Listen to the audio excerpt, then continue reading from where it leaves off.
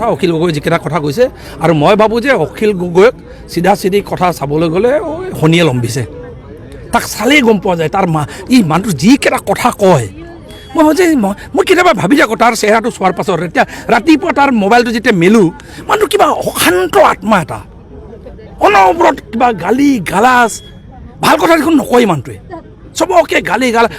মানুহটো কিবা অনবৰত অশান্তিত থাকে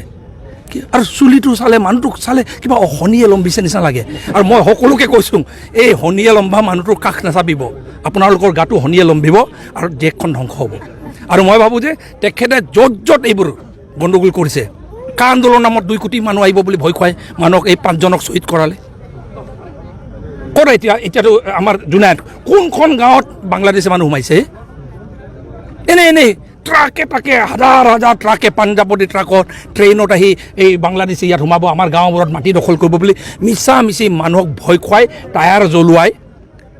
জ্বলোৱাই আন্দোলন কৰাই 5জন শ্বহীদ কৰালে আৰু শনিয়ে যিটো লম্বিছে ভূপেন বৰাৰ গাত ডাঙৰ শনি লম্বিলে এতিয়া এই শনি লম্বা মানুহটো এই অখিল গগৈৰ লগত লম্বিলে নহয় মুখত চেলটেপ লগাই দিলে হয় নে এতিয়া শিশুজনৰ কথা কয় নেকি শিশুজনৰ কথা কয় নেকি আৰে লিগাঙত আমাক বন্ধন নালাগে বুলি কোৱা কথাটো কেনেকুৱা কথা আহে হয় নে নহয় মিচিং মানুহে কেতিয়াও দিছপুৰৰ ওচৰত এনেকে মূৰ্তন নকৰে আমি নিজৰ স্বতন্ত্ৰতা ৰক্ষা কৰি স্বাধিকাৰ ৰক্ষা কৰিব হ'ব অসমত এই লিগাংটোক চৰকাৰী বন্ধ দিবৰ কাৰণে দাবী উত্থাপন কৰি আহিছোঁ কিন্তু তাৰ বিপৰীতে চৰকাৰৰ লগত থকা মিচিং লিডাৰসকলে মোৰ নিজৰে গুৰু আছিলে ডাক্তৰ ৰমেশ পেখু আৰু মোৰ নিজৰ বন্ধু ভুৱন পেখু দুইজন মোৰ নিজৰ ককাই ভাই নিচিনা একদম ককাই ভাই মই কিমান দিন যে ৰমেশদাৰ বৰ হাতেৰে ভাত খাইছোঁ কিন্তু আশ্চৰ্যজনকভাৱে যেতিয়া শাসনলৈ গৈছে তেওঁলোকৰ মুখৰ মাতবিলাক নাইকিয়া হ'ল মই সদায় শুনি আহিছিলোঁ ৰমেশ পেগুৰ মুখত ডাক্তৰ ৰমেশ পেগুৰ ৰমেশদা মোৰ মৰমৰ ৰমেশদা মোৰ ৰমেশদাৰ মুখত মই সদায় শুনি আহিছিলোঁ যে মিচিংসকলৰ কাৰণে 6 শিডিউল পাবই লাগিব মই জন্মৰ দিনটোৰ পৰা শুনি আহিছিলোঁ মই যেতিয়া হাইস্কুলত পঢ়ি আছিলোঁ তেতিয়া শুনিছিলোঁ যে মিচিংসকলৰ মুক্তিৰ একমাত্ৰ পথটো হ'ল জনজাতি হিচাপে তেওঁলোকক 6ষ্ঠ অনুসূচীৰ স্বায়ত্ব শাসন দিব লাগিব তেওঁলোকৰ নিজৰ এলেকাত